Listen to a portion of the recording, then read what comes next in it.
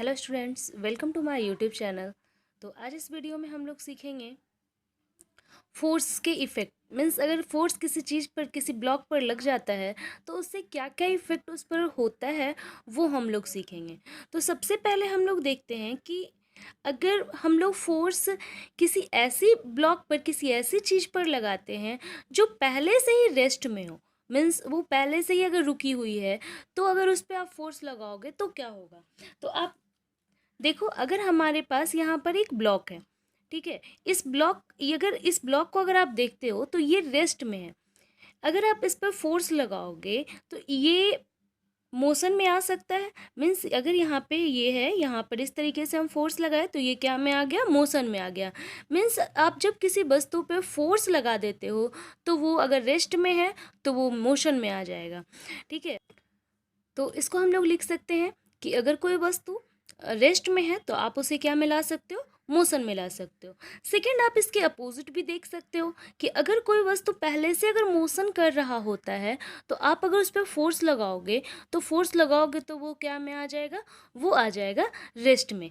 For example, अगर आप cycle चला रहे होते हो तो साइकिल चलाने के दौरान अगर आपको ब्रेक लगाना हो मीन्स आपको उस पर फोर्स लगाना हो, तो फोर्स अगर आप लगाते हो तो वो क्या होता है, वो साइकिल रुक जाती है। मीन्स ब्रेक लगाने पर आपकी जो वस्तु है, जो आपकी साइकिल है, वो रुक जाती है। मीन्स आप कह सकते हो कि अगर किसी वस्तु पर आप फोर्स लगाओगे तो वो वस्तु क्या में आ सकती है, तो वो वस्तु आ सकती है आपकी रेस्ट में आ सकती है। तो इसे हम लोग क्या लिख सकते हैं, तो हम लोग लिख सकते हैं कि यदि कोई वस्तु मोशन में है तो वो रेस्ट में आ सकता है। मीन्स अगर आप उस पर फोर्स लगाओगे तो कोई वस्तु अगर मोशन में है तो वो रेस्ट में आ सकता है। नेक्स्ट जो है आपका थर्ड, हम लोग देखते हैं कि थर्ड में कहता है कि यदि आप किसी चीज़ पे फोर्स लगा दो तो उसकी डायरेक्शन चेंज हो जाती है। जैसे अगर आप बैट बॉल के खेल में देखते हो तो उसमें क्या होता है, क्रिकेट के खेल में, कि जब बॉल पर फोर्स लगाया जाता है बैट के द्वारा तो वहाँ पे जो बॉल है उसकी डायरेक्शन बिल्कुल चेंज हो जाती है। या जब आप फुटबॉल के खेल में देखते हो तो फुटबॉल में भी सेम वैसा ही होता है, उस पर जो फोर्स लगती है तब उसका डायरेक्शन बिल्कुल ही बदल जाता है।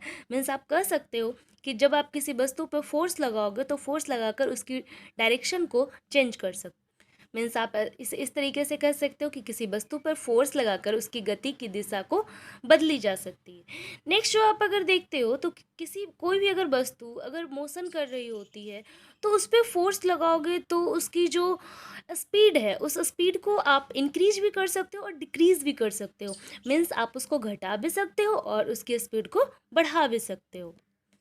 यानी किसी वस्तु पर जब आप फोर्स लगाओगे तो उसकी स्पीड को आप इंक्रीज भी कर सकते हो और डिक्रीज भी कर सकते हो।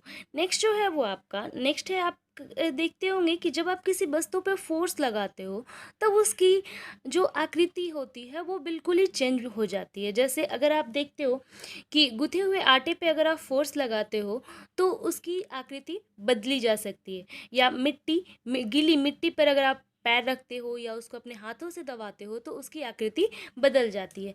मीन्स आप ऐसा कर सकते हो कि अगर किसी वस्तु पे जब आप फोर्स लगाओगे तो उसकी जो शेप है, जो उसकी आकृति है, वो क्या हो जाएगी, चेंज हो जाएगी। तो इस तरीके से आप देख सकते हो कि इतने सारे इफ़ेक्ट होते हैं जब आप किसी वस्तु पर फोर्स लगाते हो तब।